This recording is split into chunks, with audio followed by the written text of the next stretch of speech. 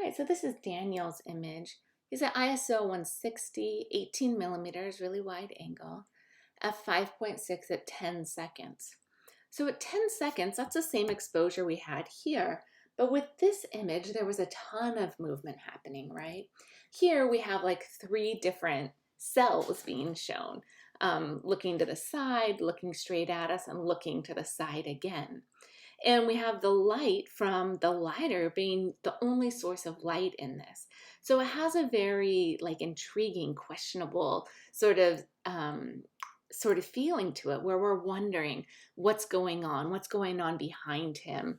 It looks like we're in a mystery of some sort because of the lighting. So I think the lighting works really well here. It looks like you switched it to have the blue tone to it, which gives it even more of that. It's like one more step removed from reality as you're doing that. The exposure looks great on you. It's just enough information for us to see your likeness, to see your eyes, to see the reflection of your eyes, to see a little bit of your hair coming down, to see the hood over your hair. And the expression is really straightforward. As you're looking to the side, it looks like you're calm, you're looking straight at us as though you're questioning something, and then looking to the side again.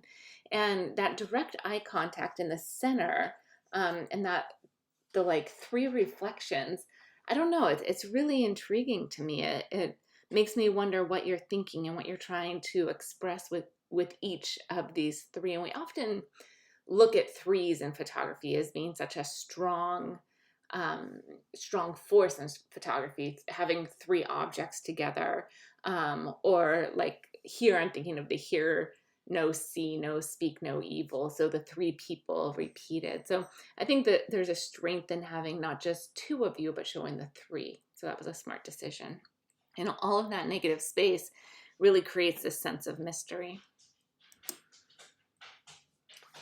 All right, this image is by Angie. You're at ISO 800. You're at 35 millimeters, so kind of wide angle for a portrait, f4.5 at 1/50th of a second. So those settings all look good. You had said that you were really uncomfortable with this assignment and being in front of the camera and not knowing what to portray. And this is a smart image, just came together really well. So what we see is this paint that you've put all over yourself, showing this like fun, playful side of you. But then as we look at your face and your like bright red lipstick and your perfect eye makeup and the curl of your hair and even your earring, there's a formality to it. So it feels like you're showing us these two different sides of your personality, this really fun, playful side that maybe is often covered up, right? Because you're not showing any clothing here, so we can imagine that this is normally covered up. And then seeing this more like refined or adult sort of side of you on the top half. So this juxtaposition and this play back and forth between the two, I think, is working really well. You have light, you said, with a gel on it. It looks like you have one behind you, maybe also in front of you. The one behind you is definitely brighter. And the gel on it makes it feel like you're under like a black light, and that these colors are coming through because of that. Like they're glow in the dark is what I thought when I originally saw it, sort of paints.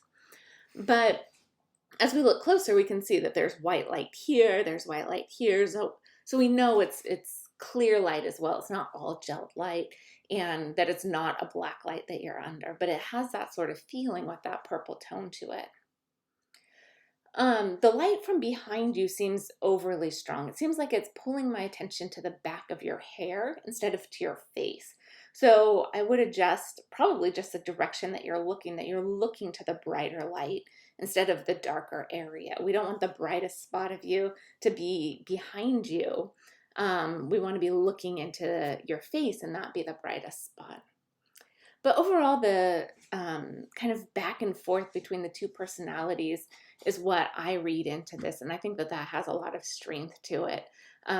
Having that, like, I don't know, I feel like we're always doing that, right? You put your professional side forward and you hide your playful side, or you're with your kids and they see the more playful side, and you push back that professional side. So those two kind of back and forth between our personalities. I think this adds a lot of strength to to that narrative. And just one last thing is that 35 millimeters, when you're getting close to your subject, can create a bit of distortion. So like your chin coming out and your ear receding back, right? That distortion can start to happen. And so just be aware of that as you're using the wider angle lens for portraiture. If that's something you want, that's totally fine, but just be aware of that. And then this is Nick's image. Nick shot this outside in the middle of the day. You're at ISO 100, 65 millimeters, f8 at 1/320th of a second. So those settings all look good. You're holding on to all of the detail. I don't think we're getting anything. Just wanted to make sure those highlights on your face weren't getting anything blown out. So the exposure looks good outdoors. I think that sense of reality works here. And then what are you showing us? You're showing us the chronicle. You're showing us the debate and this like fraught time in our history. And even as you move lower into the paper, you're seeing the best of the dark times. So we're really seeing this the crash of the culture, of the clash of the cultures right now, and you are sticking your head in the middle of it. So you wanted to express that yes, we get a lot of our information on our phones from a lot of social media, but we can also get our information from newspapers, and those are probably a more reliable source, right? So you want to express your worry about this and push your face through this newspaper. And it feels like as we're looking at all of this madness on um, this piece of paper in front of us, you're coming through that. You're showing us this sense of reality and that you're watching all of this and that this is almost like creating you in a sense as you're showing your cutout. You're now part of the newspaper. So I think this is a nice commentary on everything that's going on. I think your crop is a little bit strange on the edge, having just your hand in. I might give yourself more space or less space on that, right? Either get a little bit closer or give yourself a little bit more room on that.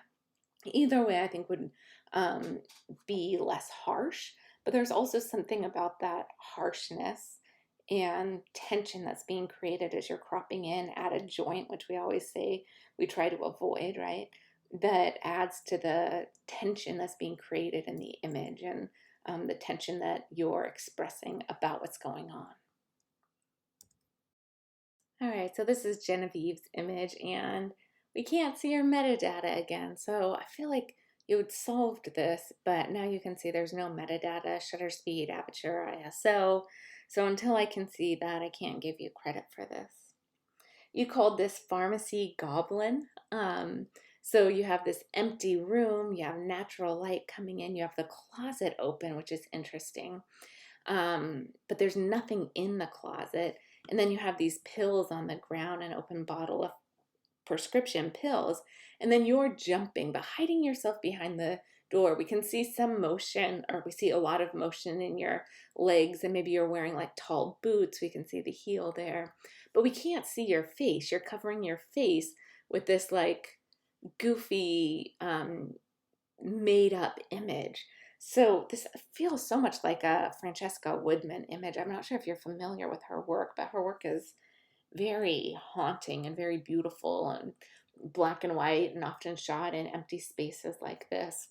And it definitely has that vibe to it. And I would think it's just a fun, playful image as we look at it and we see the scene and you kind of covering yourself behind a door. But then we see the pill bottle and then you name it the pharmacy goblin. And I start to really question what we're looking at. What is this fun? Is this not fun? Like what's happening in this image? And the same as what I said in an earlier image where like bringing up question. I think I had said this in regards to Christian's image. Bringing up questions instead of answers is often more successful. Instead of like pushing a narrative on us, make us look at an image and wonder why there's an empty closet. Why is the empty closet important enough to take up a third of the image?